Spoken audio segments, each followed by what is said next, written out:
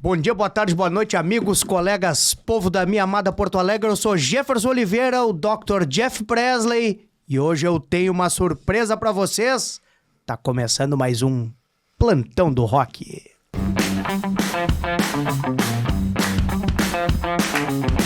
O ano, meus queridos e queridas, é 2001, e eu tava conversando aqui com a nossa convidada e contando pra ela que eu estava morando em São Paulo e estava na Galeria do Rock, numa loja famosa, para quem conhece o meio, chamada Baratos e Afins, do grande Luiz Calanca, que eu não sei se tá entre nós ou não.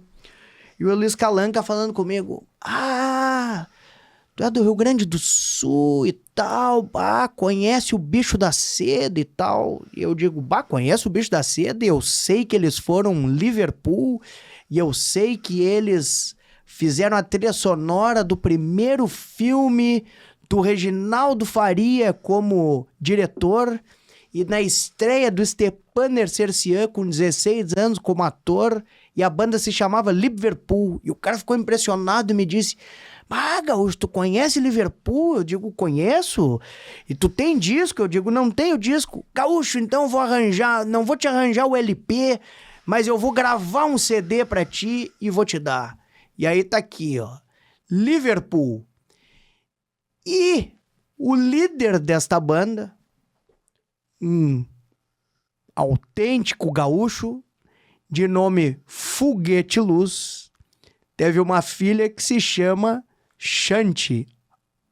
Shanti, que significa paz, e Cláudia Fleury, cacau o papelzinho, paz e... Em sânscrito. Que é um dialeto hindu.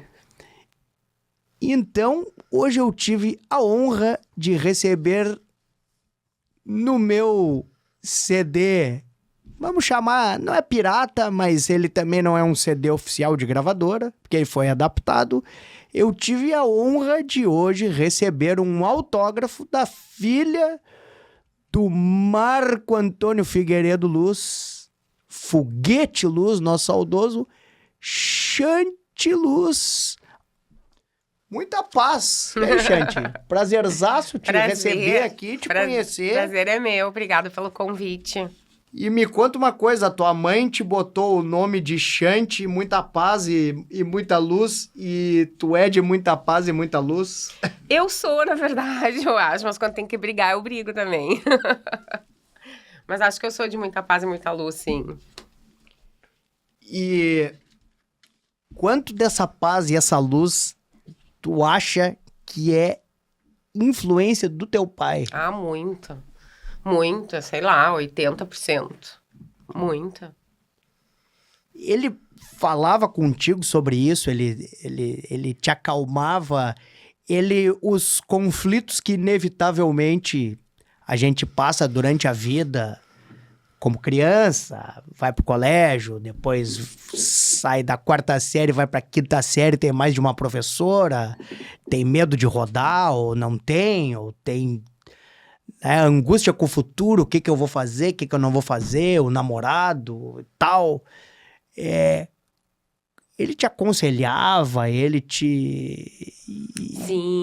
Como é que era esse... Aconselhava muito, não, ele tinha conselho pra tudo, assim. Tanto é que hoje em dia, faz 3 anos que o pai partiu, eu ainda sinto muita falta, assim, sabe? Eu me pego nos lugares, assim, bem solitários, às vezes, porque não tem ele mais pra pedir conselho, sabe? Pra pedir opinião, pra pedir uma luz, na verdade, sabe? Então eu sinto muita falta disso, ele sempre tinha opinião pra tudo.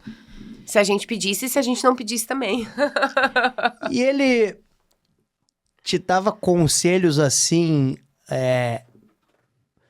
o que era mais valioso do conselho era o conselho em si, no sentido do pragmatismo do conselho, no sentido da saída que ele apontava, ou da sensação de paz que eu imagino que ele devia passar? Era mais isso, era mais esse lugar de conforto, assim, que dava, né? De ouvir aquele conselho. Porque nem sempre ele dizia vai por aqui ou vai por ali, sabe? Mas ele dava um norte. E eu escolhia, assim, né? Em que local desse norte eu queria me posicionar. Não dizia exatamente pra onde eu tinha que ir. Uma curiosidade, Shanti, que os nossos espectadores e telespectadores não sabem, que a gente tava conversando, tu mora na Holanda, Shanti, e tu Sim. faz um binário Holanda-Porto Alegre, Holanda-Rio Grande do Sul, pelo menos anual, mas como é que é isso de tu morar na Holanda, Shanti? Sim, às vezes as pessoas diziam, a Shanti, pro meu pai, né, a Shanti é do mundo, assim, meu pai dizia, não, a Shanti não é do mundo, a Shanti é de Tapes, Amsterdã e Porto Alegre.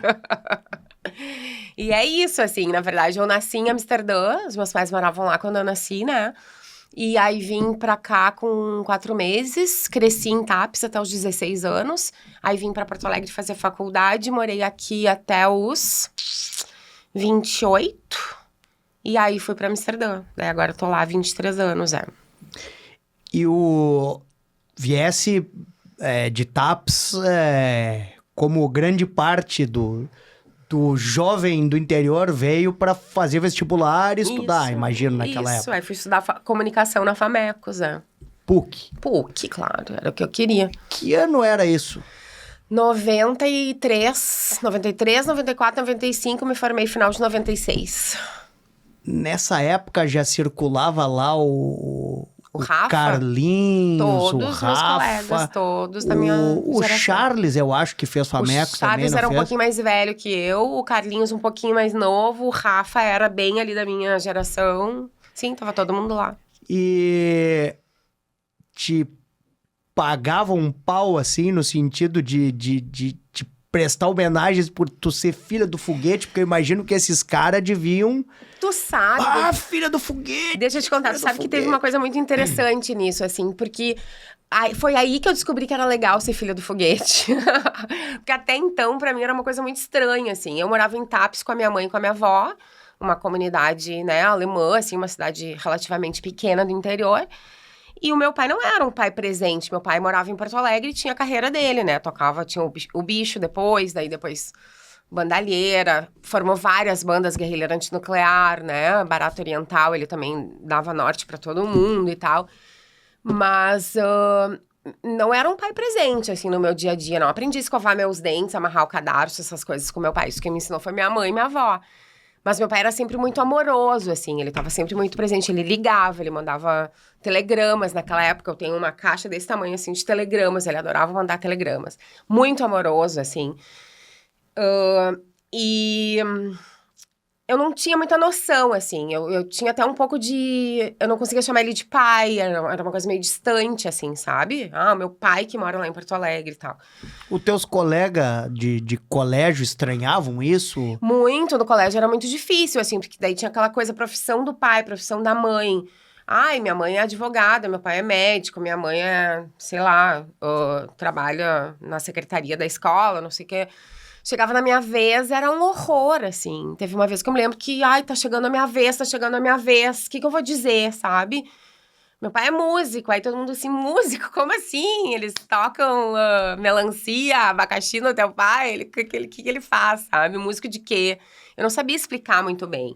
Então, E o pessoal em TAPS, eu digo, teus colegas, eles sabiam quem era o Foguete Luz? ninguém sabia de nada, não. Ninguém não tinha noção nenhuma. E aí, quando eu vim pra Porto Alegre estudar, eu tinha 16 anos, eu passei na FAMECOS, que era onde eu queria estudar, comunicação. Eu tinha muitos, os meus colegas aí do meio musical e a galera, o Fred de Chernobyl, da comunidade ninjitsu, era Sim. meu colega de classe, a gente se formou junto, assim. E a gente era muito amigo. filho da professora Lourdes, aliás, já deixa eu aproveitar o programa e fazer um apelo, porque eu sei que ele vê o programa.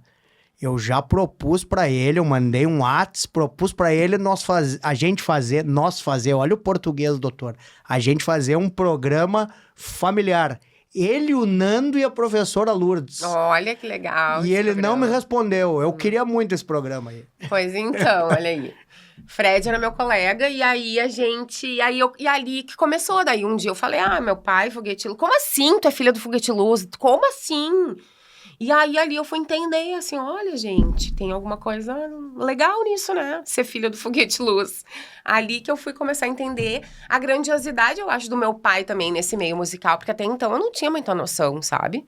Eu vivia lá numa cidadezinha do interior e a minha vidinha era ali, sabe?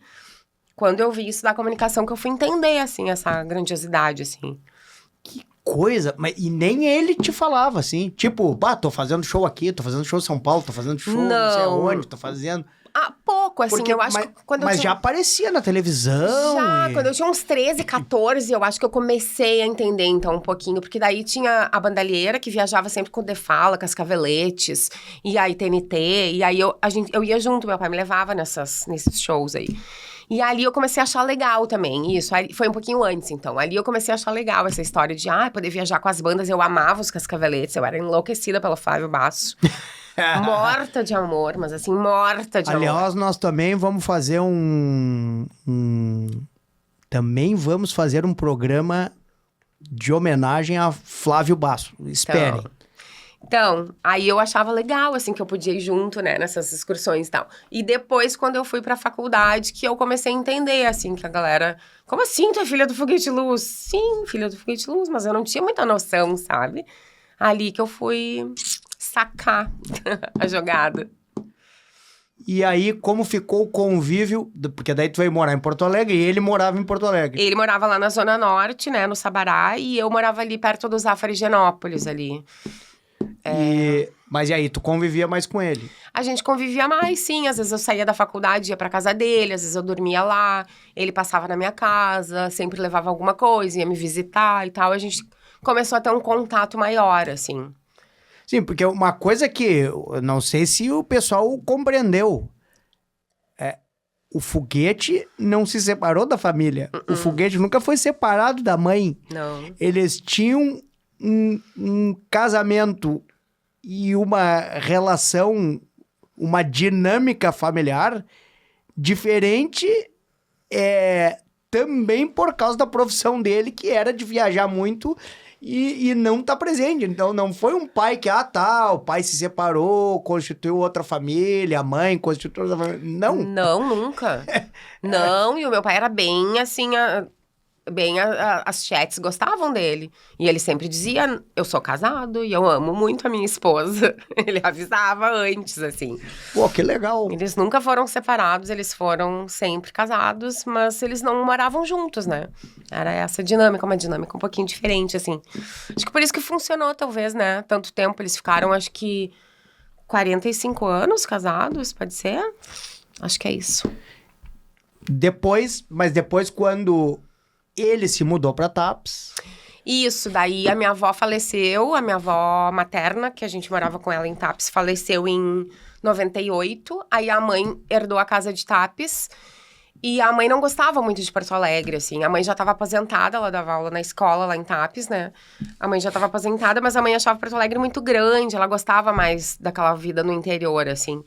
E aí o pai já tava um pouco cansado também, eu acho, sabe? Aquela casa dele no Sabará era uma incubadora de bandas, assim, né? Tu entrava lá, tinha uma bateria montada no meio da sala, o Adal, lembra? Uma vez eu cheguei lá, o Adal tinha se mudado pra lá, tinha brigado, acho que com o pai e com a mãe, sei lá, e montou a bateria lá, ficou morando uma semana. Aí tinha os guris do Guerrilheiro Antinuclear que moravam por lá, era uma loucura, assim, de gente, né? Os caras tudo procurando fuga pra pegar um conselho e uma produção. Ele era uma espécie de guru, assim, também, né? Ele foi um guru de uma geração ali. Então, era bem movimentada essa casa. Não, porque eu me lembro que quando ele se mudou pra TAPS, aí... algumas vezes eu tentei contato com ele e as pessoas me diziam, não, agora ele tá lá recluso, Ele assim. não queria, ficou meio que esse estigma, e na real ele não queria mesmo, ele tava cansado, ele dizia, agora eu me aposentei, tô aposentado, não quero mais. Uma vez ele recebeu o Juarez Fonseca lá, fez uma entrevista. Eu me lembro que foi pro jornal. Foi pra 0 Hora. Pra 0 Hora, né?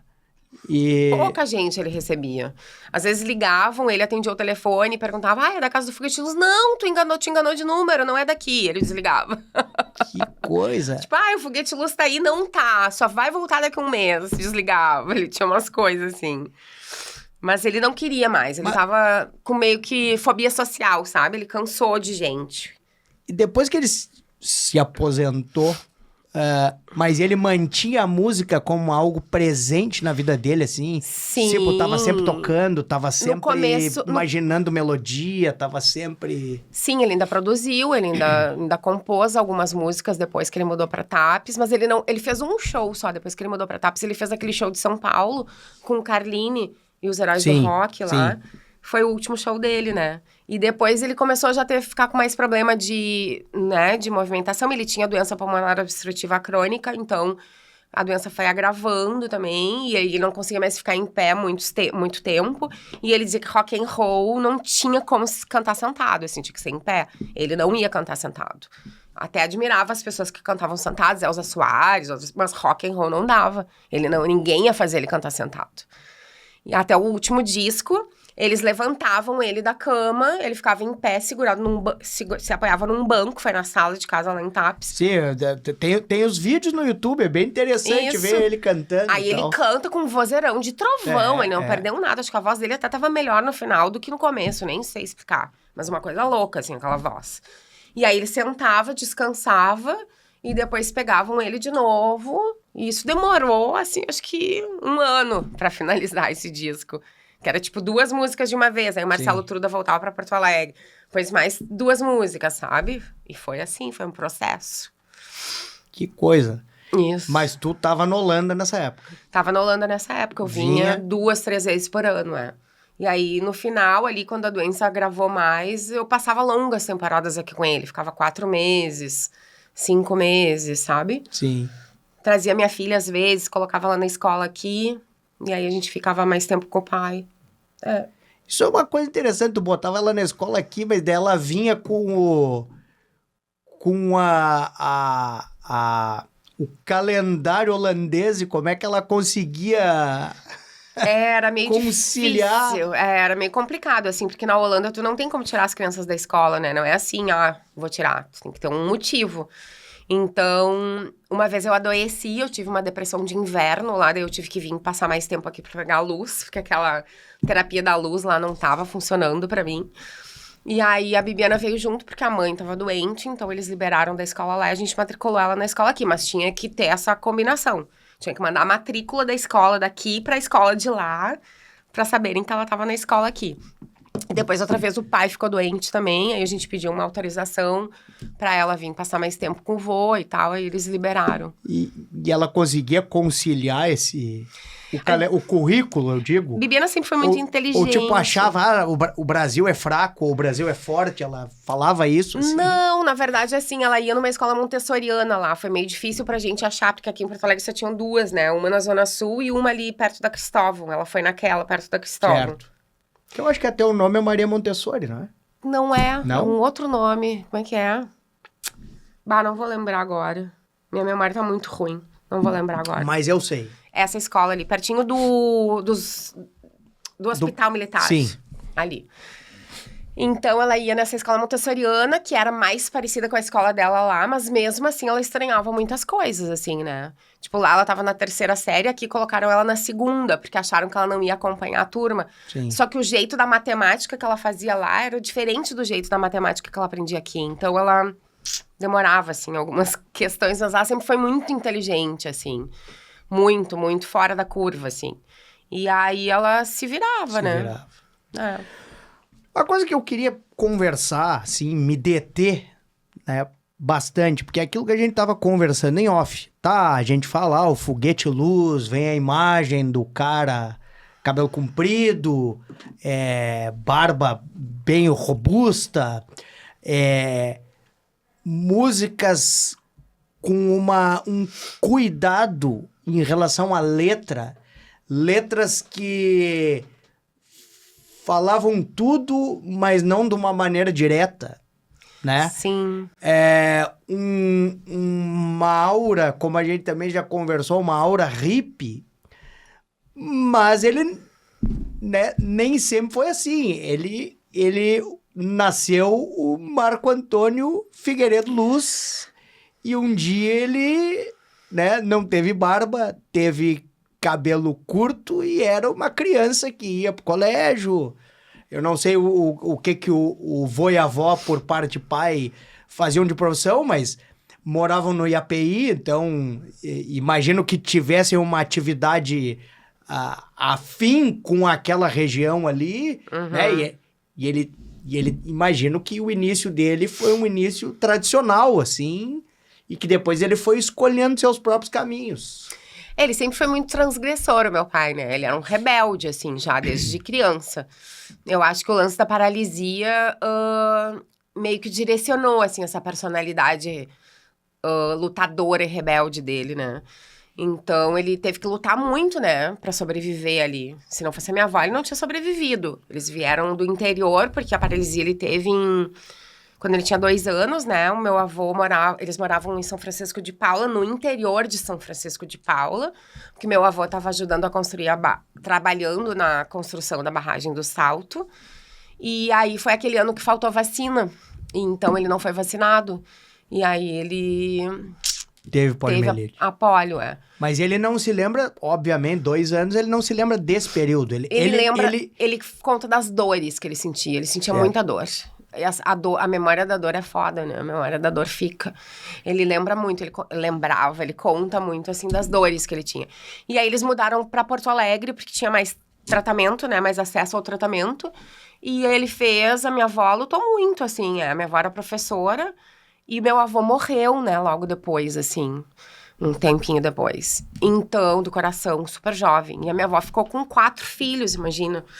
E ela, mesmo assim, nunca deixou... Ele era mais velho, do meio, mais novo? Ele era o terceiro. Tinha meu tio Cleuber, que era do primeiro casamento da minha avó, lá em Minas Gerais. Aí, minha tia, Lala, que é a única que ainda é viva, meu pai e o tio Nenê, que era o mais novo. Todos já faleceram, só tem ela ainda. E... além do teu pai, algum foi pra área da música ou não?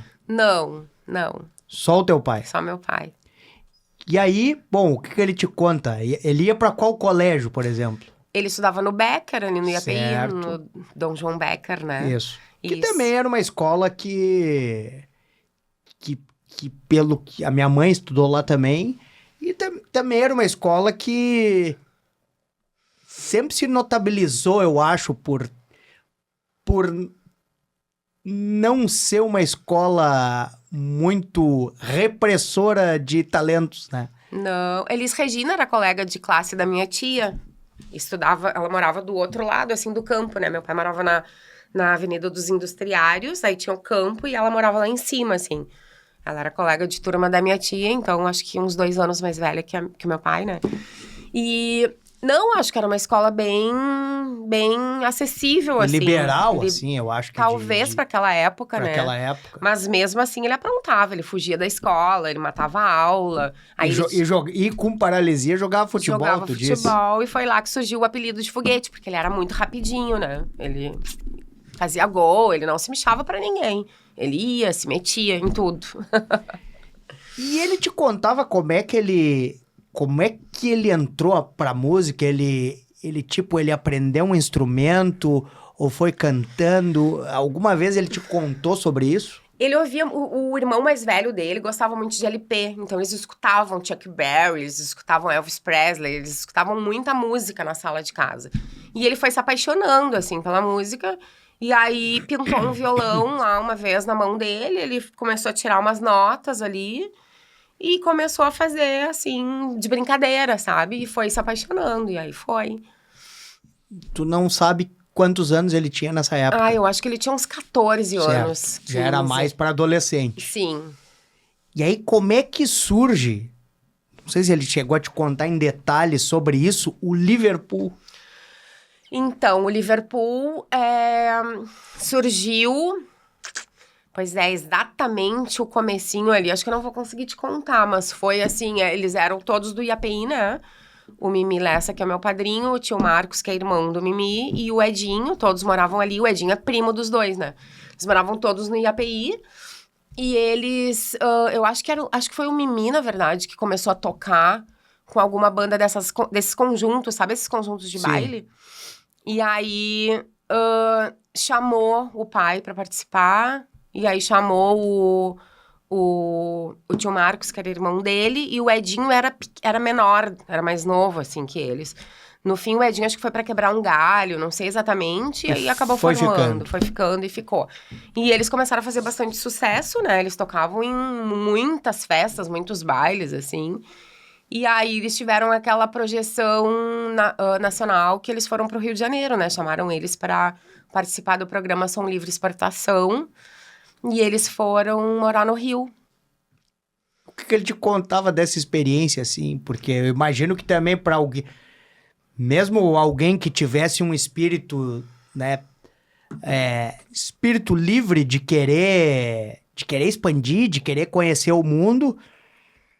o cara morava em Porto Alegre. Naquela época, o cara ir pro Rio de Janeiro... Sim, e eu todos imagino, eles. né? Imagino que começou a conviver com aqueles artistas que ele via na televisão e escutava no rádio e... Sim. Né? E os Roberto Carlos da vida e tal. Né? Não, e as gravadoras também, né? A gravadora deles era aquela do pai do Cazuza, como era o nome? Sim, eu não sei o nome. Teve um show deles, icônico, no ginásio da Portuguesa. E acho que... Onde que é o ginásio da Portuguesa? Essa parte corta. Acho que é no Canindé. É, né? É. Então, teve esse show aí e o Cazuza era criança ainda. E o Cazuza tava assistindo esse show porque o pai dele era o dono da gravadora. Sim. E o Cazuza falou pra várias pessoas, assim. Então, tem várias pessoas que dão esse depoimento, assim. Tá vendo o que aquele cara ali tá fazendo, aquele cantor? Eu quero fazer a mesma coisa que ele. Que era meu pai, né? Então, eles tiveram uma projeção imensa, assim, sabe? Eles estavam no meio ali da galera. E o Som Livre Exportação foi um baita de um programa, né? Eu acho que devia ser a Som Livre, a gravadora, não? Eu acho que sim. E especificamente em relação ao filme, ele chegou a te contar alguma coisa? O Marcelinho Zona Sul? Isso. Não sei exatamente muita coisa sobre o filme. Eu sei que chamaram eles porque eles estavam, né, no auge do sucesso. Eles fizeram esse programa com Gonzaguinha, Elis Regina, Simonal, Ivan Lins. E aí chamaram eles, foram os escolhidos ali pra fazer a trilha do filme. Mas exatamente assim, porque eu não sei. E se, tipo, eles viram o filme antes ou fizeram tudo no estúdio e nem sabiam direito a história? Não sei estes detalhes. Pois é, meu padrinho Mimi, que tá em Porto Alegre, de repente sabe contar mais. Então, daqui a pouco o Mimi vem aqui pra mimiar aqui, me contar como é que foi. Mas muito bem, mas e daí tem o Liverpool, e do Liverpool foi pro Bicho da Seda já, ou teve outra antes? Não, teve uma pausa, né, que daí o Liverpool foi acompanhar as Frenéticas nessa turnê, e o pai foi pra Europa com a minha mãe, e eles ficaram quase 2 anos lá, e aí eu nasci, voltaram pra cá. E aí, então, que começou o bicho. O bicho já tinha começado, na verdade, né? Sem o pai. E aí chamaram o pai, porque um dos integrantes saiu, chamaram o pai, e aí o pai acabou ficando. E aí o bicho seguiu viagem. E foi no Bicho da Seda, eu acredito que foi quando as canções mais populares aqui pro nosso meio devem ter sido compostas ou não. Porque, por exemplo, do Liverpool, desse disco que a gente está mostrando, uma coisa que eu percebo é que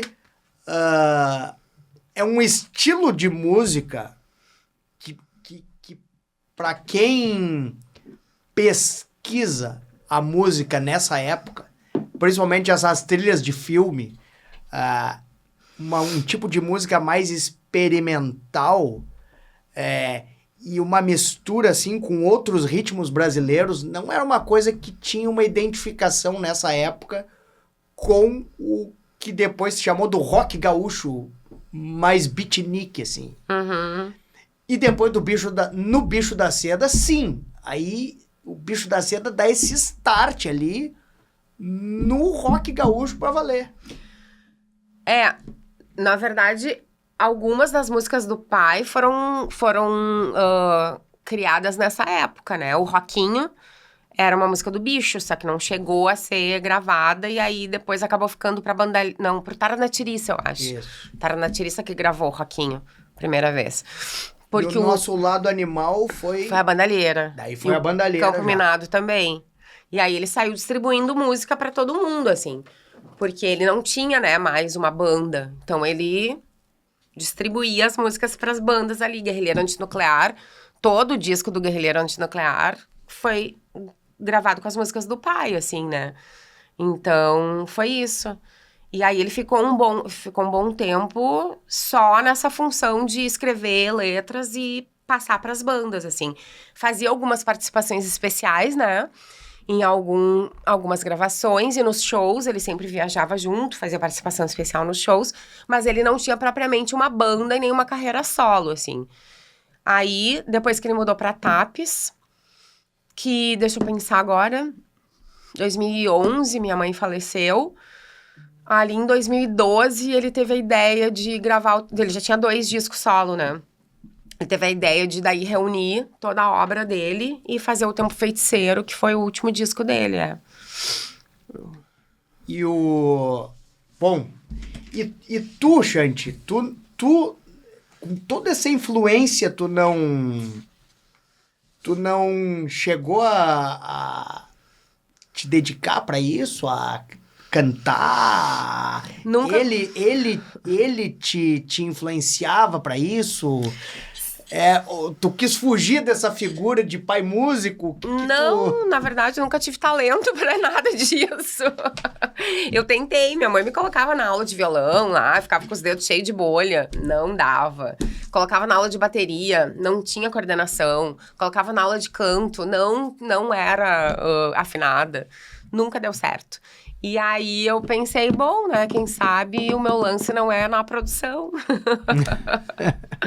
Mas tu ouvia bastante o teu pai, assim? Ouvia muito, claro. Sei Tipo, todas as letras, a tua decoro. trilha musical criança e adolescente era as músicas do Foguete Luz. Não, porque na minha casa a gente não ouvia só as músicas do meu pai, né? A gente ouvia muito Rolling Stones, Bob Dylan, Yes, que ele amava, o The Who, que ele amava. Então a gente ouvia muito rock, assim, mas não propriamente só as músicas dele, mas a gente ouvia bastante também, né? E eu via ele compondo, então eu tava junto quando ele compôs Nosso Lado Animal, por exemplo, na Praia da Guarda, lá em Santa Catarina.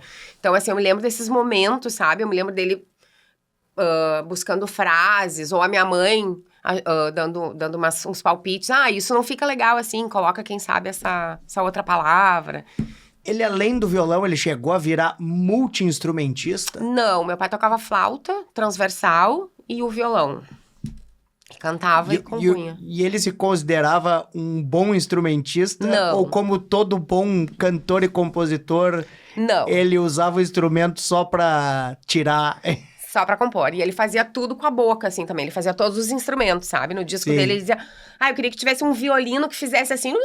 ele fazia com a boca, sabe? Saquei. Uma gaita de boca que pode fazer isso... aí ele fazia o som, sabe? Pra passar pros músicos, assim. Era um cara bastante instintivo, então. Muito. Totalmente instintivo. Muito. Então, vamos ver se sai uma coisa aqui. E depois, no fim, eu tenho uma surpresa pra Shanti. Mas vamos ver se sai alguma coisa, Alex. Se não sair, depois tu corta. A gente pode tentar. Agora eu vou ver se ela diz que não tem talento mesmo. Agora eu vou descobrir. Não, tu não vai me botar pra cantar de jeito nenhum. Junto. Eu canto e tu canta junto. Aqui todo mundo se anima.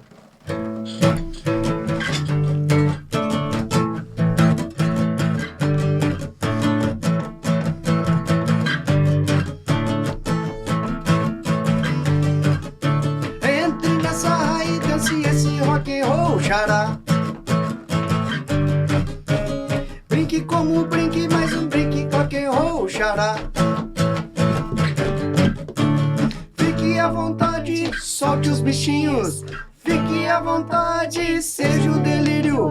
Ó, dance como dance, mas dance, baby, como baby.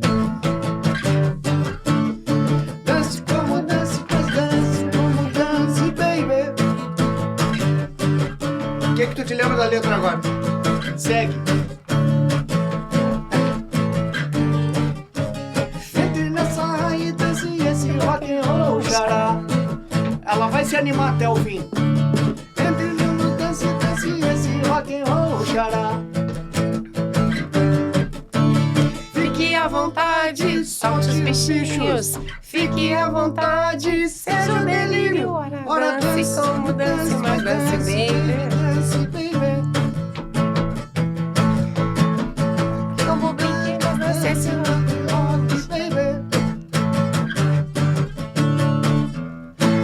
Como sai? Devagarinho vai saindo. Devagarinho vai saindo, é. Mas eu sou muito tímida pra isso, Não, mas aqui todo mundo entra tímido e sai fazendo show.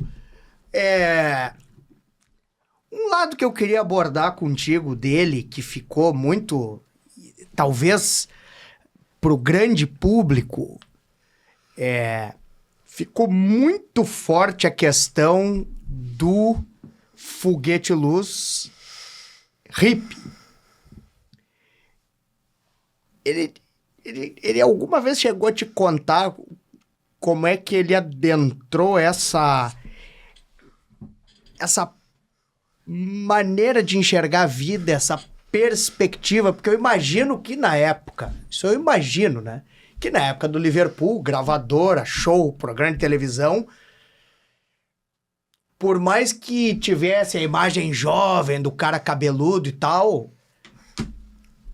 mas tinha uma amarra ali, né? O cara tem que cumprir a agenda, tem que cumprir isso, tem que estar aqui, tem que estar não sei o quê, tem o horário, papapá.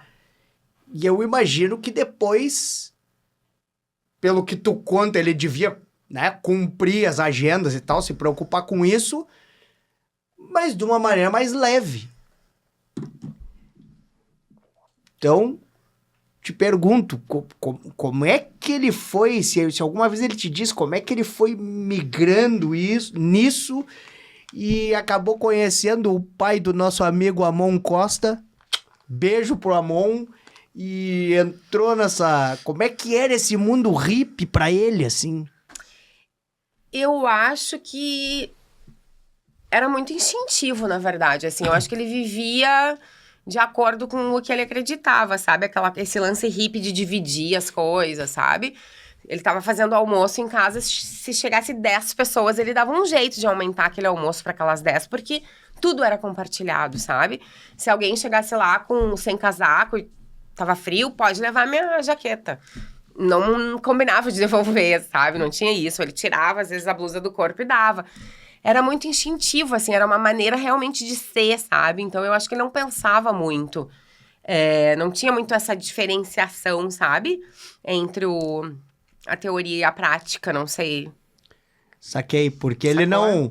Tipo, eu não vi uma foto dele que eu me lembre, a não ser nessa época aqui, consegue se resgatar coisa no Google, tipo ele de gravata, entende? Não, aí ele tava arrumadinho, né? Porque aqui eles tinham tava arrumadinho, tem fotos uma gravadora. dele. Tem fotos dele até de cabeludo e com uma gravata e tal. Coletinho, mas uma carninho. coisa meio Beatles, assim, né? Meio Stones, mas... Isso, mas depois não mais. Não, era só camisa colorida de seda, camiseta de banda de rock, o que ele gostava. Ele gostava de se vestir despojado. Era assim que ele se vestia. E coisas do tipo, assim, mapa astral, ele ligava pra isso, signos, simbologias...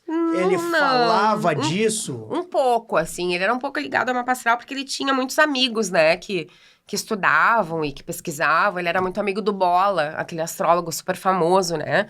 Aí tinha a Dona Eni aqui em Porto Alegre, que foi uma grande astróloga, assim, dessa geração. E o meu pai morou com o Bebeto Alves também. Sim. E a mulher do Bebeto, a Cláudia Lisboa, é uma grande astróloga. Então, eles estudavam muito astrologia nesse meio, assim.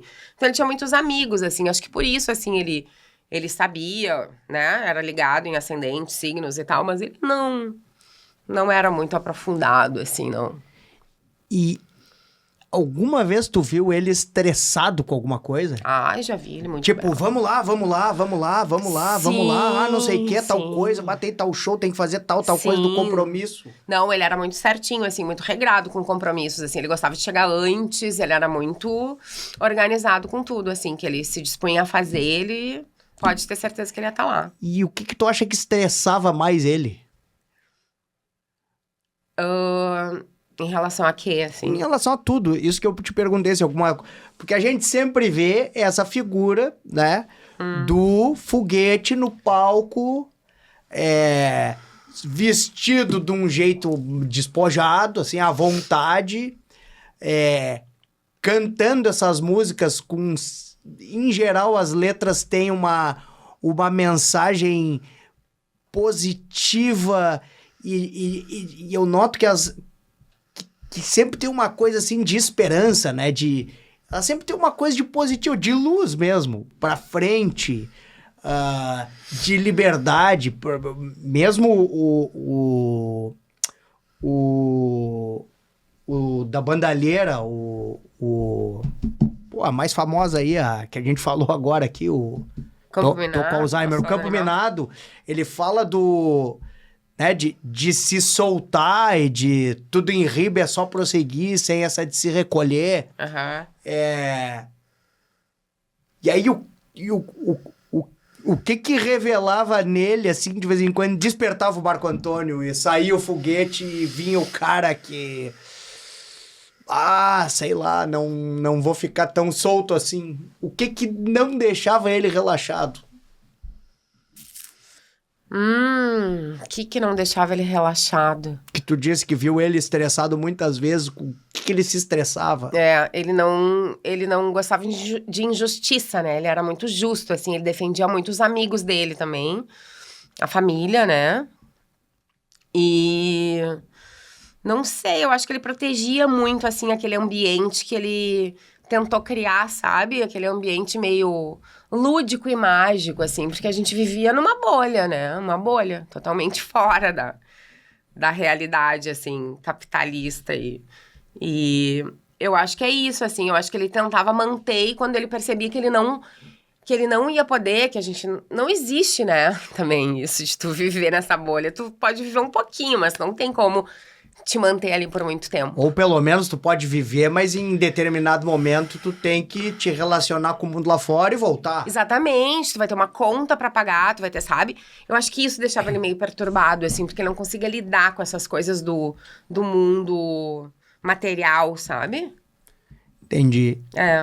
E tipo, ele queria... Ele pensava na extinção desse modelo de mundo que a gente vive fora... Vamos chamar de bolha, mas não é bem bolha. Fora do que ele tinha de ideal para a sua própria vida. Ou ele dizia, tá, o mundo é assim e eu sei que, né, penso diferente, né, tenho uma vontade de viver de uma maneira diferente do senso comum. Como é que ele se relacionava? Ou ele simplesmente ignorava o mundo lá fora e... Muitas vezes sim, muitas vezes ele ignorava. Mas às vezes não tem como, né? Tu precisa participar. Então ele dava um jeito de participar, mas ainda daquele jeitinho dele, assim, sabe? Ele não se descaracterizava pra caber lá. Entendi. Ele cabia onde fosse possível, assim. Se não fosse possível, foda-se. Então não vou caber. E esporros típicos de pai, de vez em quando ele te dava assim... Desce daí, bota o casaco, vai chover, leva a sombrinha. Não, mais ou menos. Olha aqui, minha filha, tal coisa.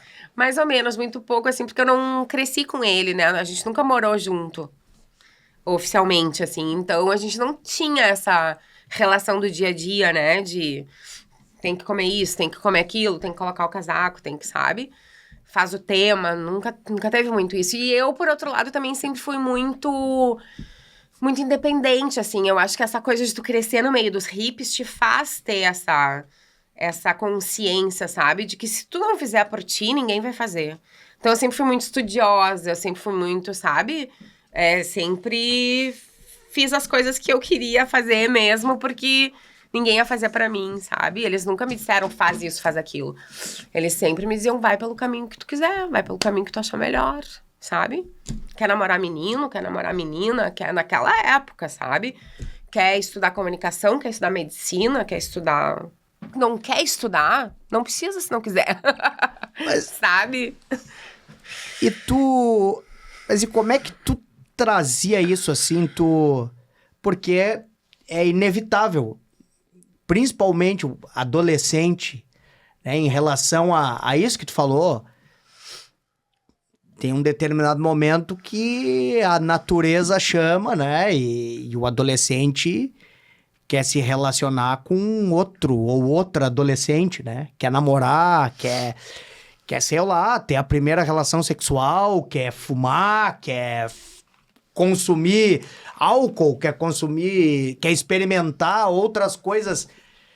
Tu consultava eles ou tu pensava, não, esses aqui não, porque eles vão me dar um conselho que é meio fora e não vai adiantar. Na verdade, eu sempre fui meio ao contrário, porque acho que tem isso, né? Se tu é filho de hippie, tu quer ser meio que ao contrário, assim. Se teus pais te reprimem muito, tu também quer te rebelar. Então, eu nunca fui uma adolescente rebelde, assim, propriamente dita, sabe?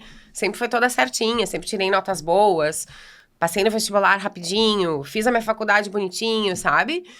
Obviamente, eu tinha aquelas coisas de adolescente também. Queria sair, queria ir nas festinhas, sabe? Experimentar maconha. Tomei os meus tragos lá, né? Sei lá, com 17, 18 Mas e anos. tinha alguém que era o teu porto seguro? A tua avó essa que era de TAPS? A minha avó, sim. Que tu te aconselhava com ela, dizia... Não me aconselhava muito também, porque a avó era uma avó alemã, assim, sabe? Então, era uma diferença muito grande, assim. Era muito 880. Eu acho que eu não me aconselhava com ninguém. Eu acho que eu ia encontrando um equilíbrio ali naquele meio. Muito sozinha, assim, também. Mas eu ia encontrando um equilíbrio, assim. Era meio que uma gangorra, sabe? Entendi. Instintivo também, muito instintivo. Chegou até algum ponto que tu foi mais mãe dos teus pais do que filha? Ah, sim, com certeza. Agora, no final da vida do meu pai, eu era completamente mãe dele. Era meu filho, assim. Eu tinha mais um filho. Tinha a minha filha e tinha ele. Por 10 anos eu cuidei dele, assim. Mas ele lúcido. Super lúcido. Até o último dia ele tava lúcido. Meu pai sempre teve muito lúcido. O problema dele era físico, né? Motor, principalmente, tu tá dizendo. Motor e a DPOC, né? Isso. E como é que ele se sentia se encontrando dependente?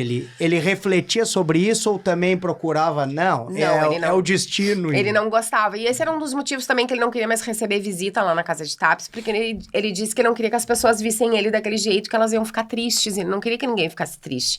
Queria que as pessoas ficassem com aquela ideia dele bem, cantando no palco, sabe? Colorido, alegre, feliz. Não queria que vissem ele sem poder caminhar, ele não conseguia mais ir no banheiro no final, sabe? A gente tinha que alcançar até um copo d'água pra ele, porque não conseguia pegar mais. Pelo DPOC ou pela limitação motora? Os dois, porque o DPOC foi agravando, a musculatura dele foi atrofiando mais, sabe? Então, foi uma combinação. Sim, no assim. finalzinho não devia conseguir tomar banho. Nada, imagina. Não, as cuidadoras davam banho... Total, tudo, comia na cama, na bandeja, assim, não conseguia fazer mais nada. E mesmo assim, no decorrer, na evolução da doença, ele também não queria, porque às vezes ele tinha falta de ar, no final ele tinha o concentrador ou condensador? Não sei, concentrador de oxigênio em casa, ele usava aquele BiPAP, sabe? Porque ele não conseguia mais fazer essa troca do gás carbônico, né? E ele aceitou esse destino que vinha... Ou ele ficou com o humor embotado? Ele aceitou, eu acho, mas ele teve uns episódios, assim, mais depressivos, sabe? Ele ficou mais deprimido, assim, sim. Sim, ele aceitou, mas ele não gostava, eu acho, de ser dependente dos outros, sabe? Ele, por essa vivência toda que tu contou e essas pessoas todas que cercaram ele era um cara espiritualizado? Muito. Fosse a religião que fosse? Muito. Não, ele não tinha religião, mas ele era muito espiritualizado. Ele acreditava, assim, por exemplo, em vida após a morte, em que isso aqui é uma passagem. Que ele falava? Qual era a ideia dele sobre isso? Ele não tinha uma coisa muito definida, assim, sabe? Ele não ficava falando das próximas vidas ou que, né? Ou as que passaram? As que passaram, não. Ele sabia muito da finitude de tudo, assim. Ele dizia que ele sabia que o tempo dele estava chegando ao fim, aqui, nesse planeta, nessa passagem, que ele não sabia o que ia ter depois, mas que ele tava meio que de brinde ainda aqui, sabe? Eu lembro que teve uma vez no final, assim, que acho que numa da segunda internação, porque nos últimos 5 meses de vida dele foram umas 3 internações. Lá em Tapos ou aqui? Aqui, a gente vinha de ambulância pro hospital, ele internava, a gente ficava um período e voltava pra casa. E aí teve uma que eu tava muito desesperada, assim, que eu disse... Tu não pode morrer, tu não pode ir embora, eu vou ficar sozinha. Minha mãe já morreu, eu não tenho irmão, tu vai embora, não dá pra tu morrer. Ele pegou a minha mão com muita força, assim, eu não vou me esquecer, aquele mãozão dele, assim. Disse, olha aqui, minha filha, eu tenho que ir porque eu já tô de brinde aqui, eu só tô de brinde aqui. Tu segue o caminho e vai, tu não para de caminhar. Tu vai, segue, caminha, não para de caminhar. Assim. Isso vai dar um corte. Então, é o seguinte, ó. Então, pena que ele não botou em close, né? Dá vontade até de fazer de novo, mas daí vai perder a...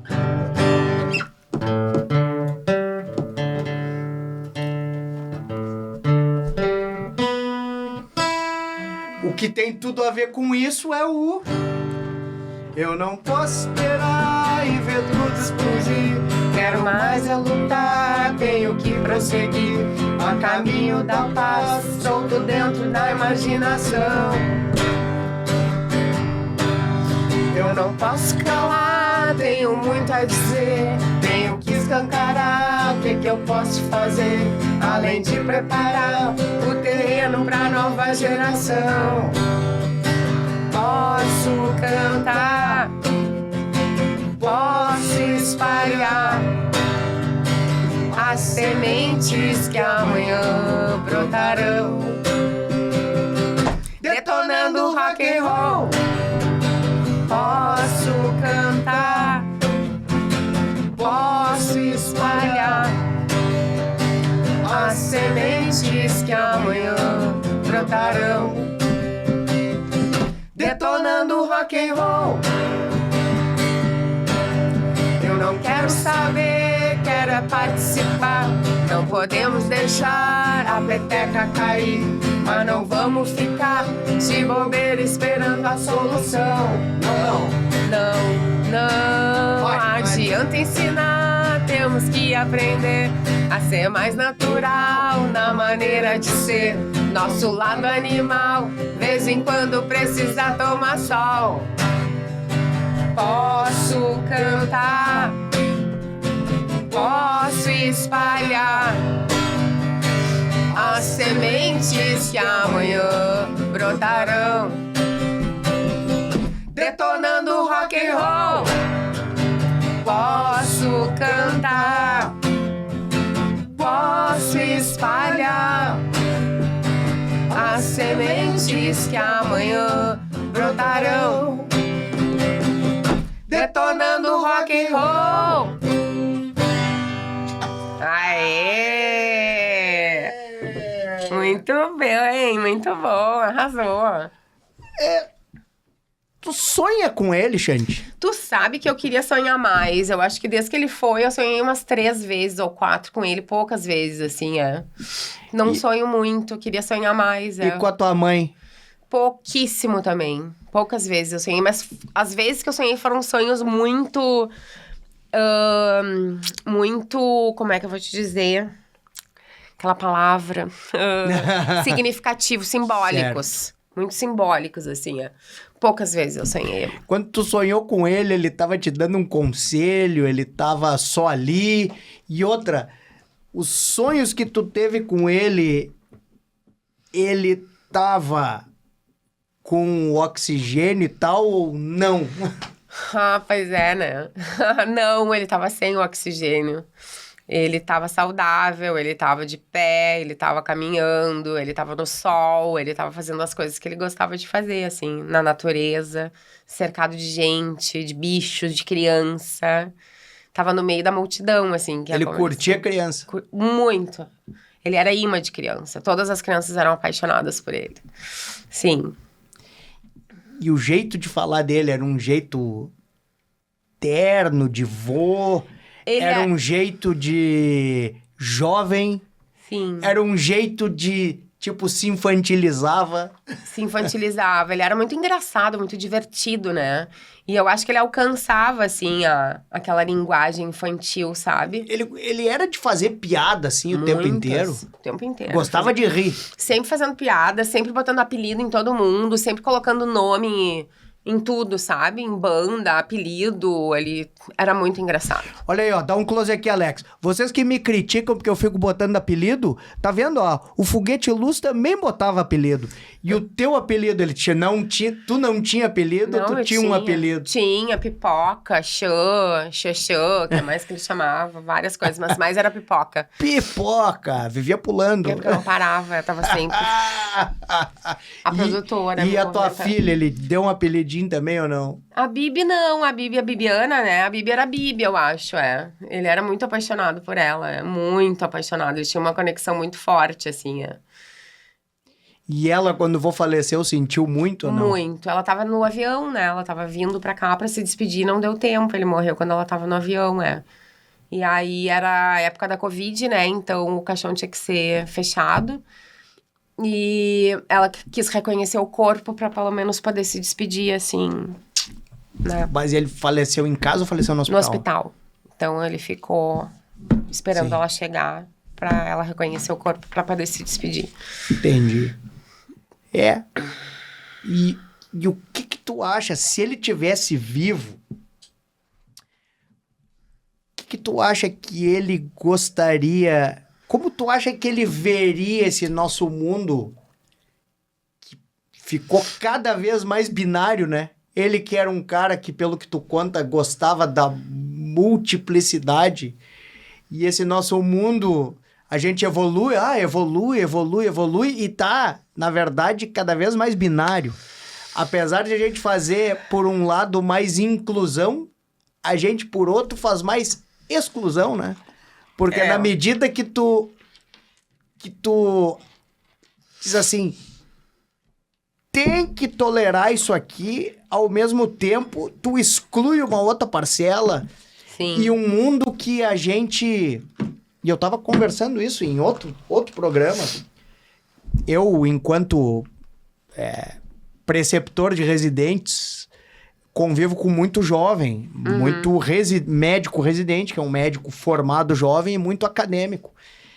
E eles me contam que, pós-pandemia, o estilo de convivência modificou muito, ficou mais distante e ficou mais isolado, apesar de a pandemia já ter passado. A Bibiana, minha filha, estuda medicina e ela fez um estágio aqui o ano passado, né? Lá no Nora Teixeira, com um oncologista. E ela... Uma das coisas que mais chamou atenção, na verdade, foi isso. Ela disse, mãe, é inacreditável. O Dr. Thomas, ele abraça e beija as pessoas. Lá na Holanda, depois da pandemia, nem a mão mais eles dão. Então, eu acho que aqui ainda tem um pouco, assim, sabe? Desse acolhimento, assim, dessa... Como é que a gente fala? Aproximação. Dessa coisa mais afetiva, sabe? Mas, realmente, o mundo deu uma modificada, né? A gente achou que a pandemia ia trazer um monte de coisas boas, né? Porque a gente passou por uma barra ali. Mas não, né? Meu pai dizia isso, assim, muito. É porque ele passou a pandemia também, né? Ele morreu em 2023. Que ele tava decepcionado, assim. Que ele acha que as pessoas ficaram mais egoístas, mais caretas, sabe? Pô, mas a gente passou por isso tudo pra voltar pior? Como assim, sabe? Como assim? Pra que serviu isso, então? Eu perguntei assim, tá, mas festa, como é que anda as festas? Festa de jovem?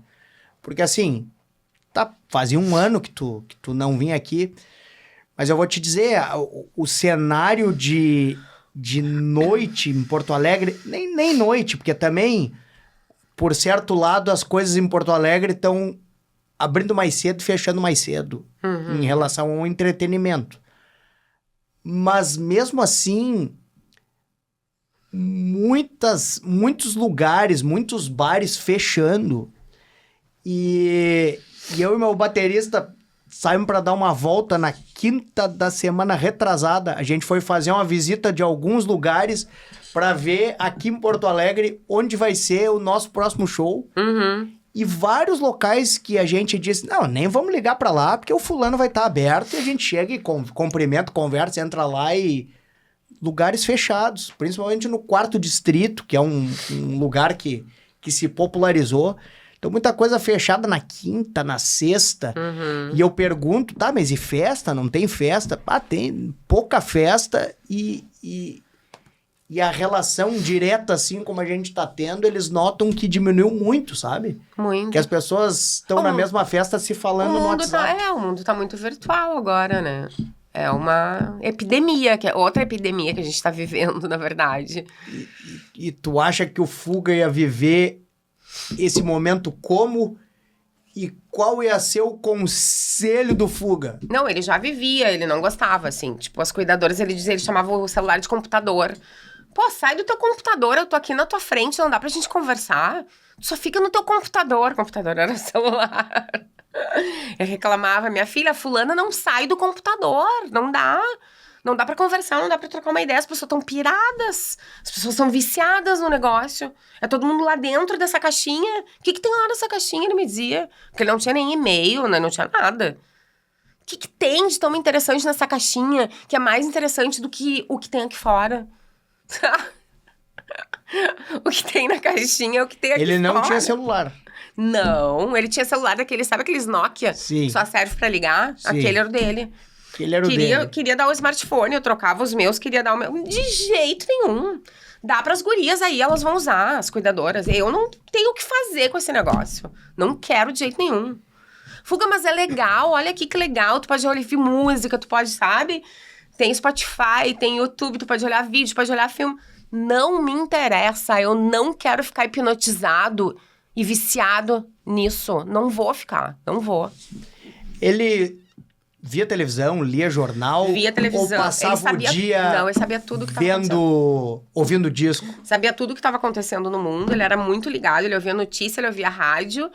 Só que chegou uma hora que ele não queria mais saber de ver jornal na TV, porque tinha muita tragédia. E aí, ele só queria olhar desenho animado. Olha, minha filha, vamos olhar uma coisa fútil, vamos ficar bem fútil agora. Aí a gente olhava Peppa Pig, a gente olhava desenho animado, ele dava risada dos desenhos animados. É isso, entendeu? O mundo tá muito ruim lá fora, eu não vou entrar nessa. E música? Ele tinha alguma coisa que ele costumava ouvir rotineiramente ou ele ouvia de tudo? Ele ouvia de tudo, ele ouvia muita coisa. E ele chorava muito com Pink Floyd, assim. No final, eu me lembro que o que mais ele estava escutando era Pink Floyd, assim. E ele gostava muito, mas era aquela coisa LP, sabe? No 3 em 1 antigo dele. Rádio. Que hoje tá moderníssimo, isso, de novo. Rádio de pilha ele tinha. Tem que trocar as pilhas do meu rádio. Era ali que ele ouvia a música dele. E ele se ouvia? Ele gostava muito de ouvir pouco. Os trabalhos dele? Não. E emendando outra pergunta, ele era crítico em relação ao próprio trabalho? Tipo, isso aqui tava errado. Isso aqui podia ter sido melhor. Essa guitarra, não sei, aqui eu tinha que ter cantado assim. Não muito. Meu pai não era muito crítico, não. Eu acho que ele aceitava muito, sabe? Tudo como era, assim. E se foi daquele jeito, é porque tinha que ser daquele jeito. Ele não ia ficar colocando defeito, sabe? E mesmo se tivesse defeito, o defeito fazia parte do todo. E aquele todo não ia ser tão legal se não tivesse aquele defeito, sabe? Não, ele não ficava se criticando, mas ele também não ficava se elogiando. Ele não era uma pessoa egocêntrica, assim. Ele era um cara muito legal, meu pai. E pelo que eu posso entender, era um cara que acreditava num destino pré-traçado, assim. Sim, acreditava. Acreditava num destino bem traçado, acreditava no caminho, né? Para o pessoal que a gente tava falando de mapa astral e tal, pro pessoal que valoriza bastante isso, eu também, óbvio que não desvalorizo, mas talvez até por uma certa ignorância, né? Não sou um cara que sou muito afeito. Mas ele era de que signo? Que dia que ele nasceu? 10 de março de 47. Ele era pisciano, peixes, com ascendente em peixes e lua em peixes. Ele era totalmente peixes. E faleceu dia? 14 de abril de 2023. Pouquinho depois de completar aniversário. Foi. Ele fez o aniversário, a gente recém tinha saído do hospital. Ele conseguiu fazer ainda o aniversário em casa, mas ele já tava bem ruinzinho, assim. Porque todo ano Ele adorava aquele dia do aniversário. Era bolo, ele encomendava as coisas que ele gostava, ele cantava parabéns, pagava as velas dele, fazia pedidos. Era uma festa. Esse último aniversário ele já não tava muito bem, sabe? Ele não conseguiu comer o tal do bolo de chocolate dele que ele pediu. Já não tava muito bem. Aí, alguns dias depois, a gente já voltou pro hospital. Ele gostava de ver foto? Gostava. Tipo, ele era saudosista, ele gostava de ver foto antiga. Adorava. E relembrar aquilo ali. Gostava muito de ver foto. Ficava feliz, lembrava de todo mundo, assim. Tu mostrava uma foto, sei lá, que alguém mandou da turma dele, da adolescência, lá no IAPI. Ele sabia o nome e o apelido de todo mundo, assim. Era uma coisa muito doida. Falava o nome de todo mundo, contava uma história de cada um, assim, sabe? Ele era muito ligado, tinha uma memória muito boa, assim. Muito. Bom, o rei do rock, nem sei se tem gente que diz que nem era rei do rock. Tinha alguma que ele gostava mais do Elvis, assim, que aparecia ou não? Não me lembro de ver, assim, de ele ouvindo Elvis, mas ele gostava muito, ele respeitava muito, assim, respeitava muito e contava sempre que na sala da casa dele, no IAPI, o LP do Elvis estava sempre rodando, porque o irmão mais velho dele gostava muito, né, e eram os discos que ele levava pra casa. Ele preferia o Chuck Berry, mas o Elvis estava lá também. Então, eu vou te fazer uma surpresa, chefe. Vamos ver. Se tu gostar da surpresa, fica. Se tu não gostar da surpresa, a gente tira fora. Tá. Que é...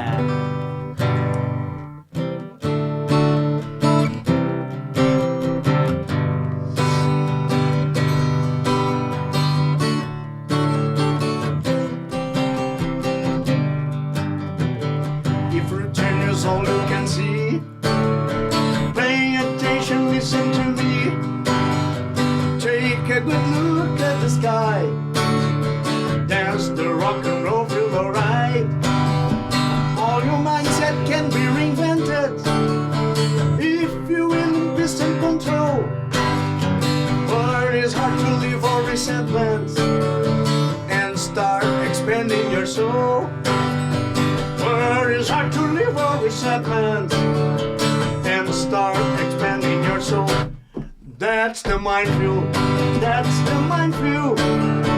Leaving all the fears far behind. Trespassing the fences of watchful waiting. Makes you barely know what's the time. It's the minefield, that's the minefield. Leaving all the fears far behind. Trespassing the fences of watchful waiting. Makes you barely know, makes you barely know, makes you barely know what's the time.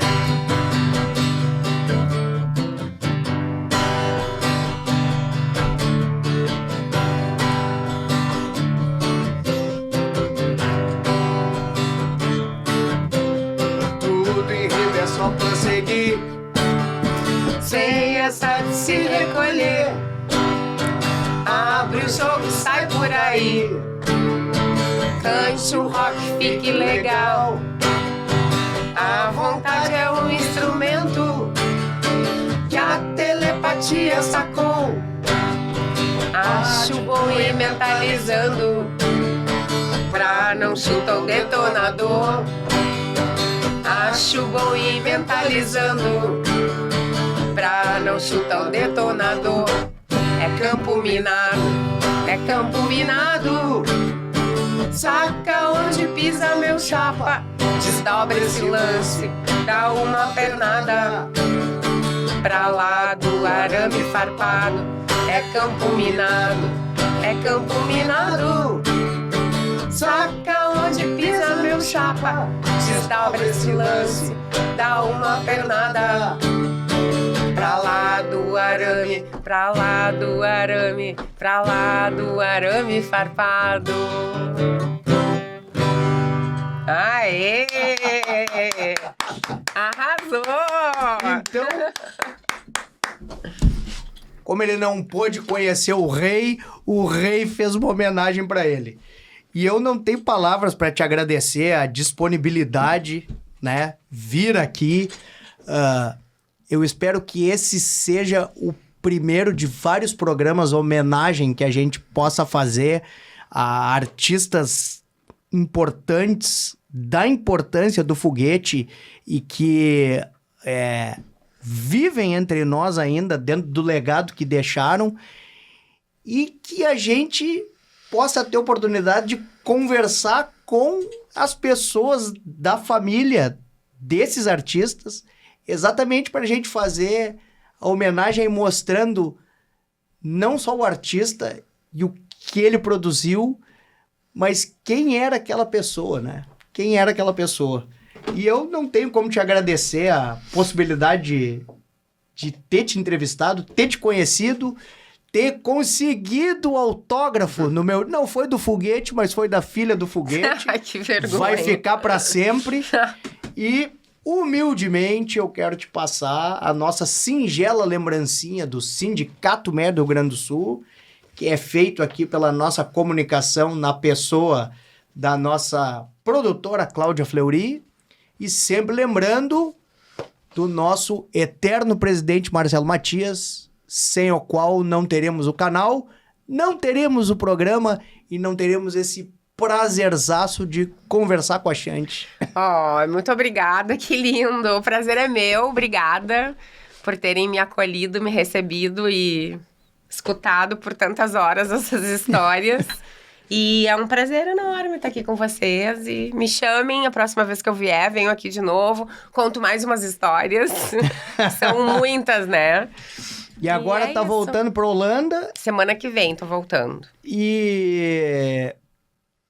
tipo, fim de ano, passa lá, festas, costuma passar lá, costuma passar aqui. Não sei ainda, tô achando que esse ano eu vou voltar pra cá, porque eu tô querendo pegar um verão. Eu não vivi mais verões, né? Sim. Emendei o inverno de lá no inverno daqui. Verão lá, agora eu tô aqui, então agora eu vou aproveitar um pouquinho do verão lá, mas tô querendo vir pra cá no verão, vamos ver, quem sabe eu venho. Bom, eu tenho certeza que vocês curtiram a sonzeira. Tenho certeza que muitos talvez nem soubessem que essas músicas eram do Foguete Luz, mas sim, são do Foguete Luz.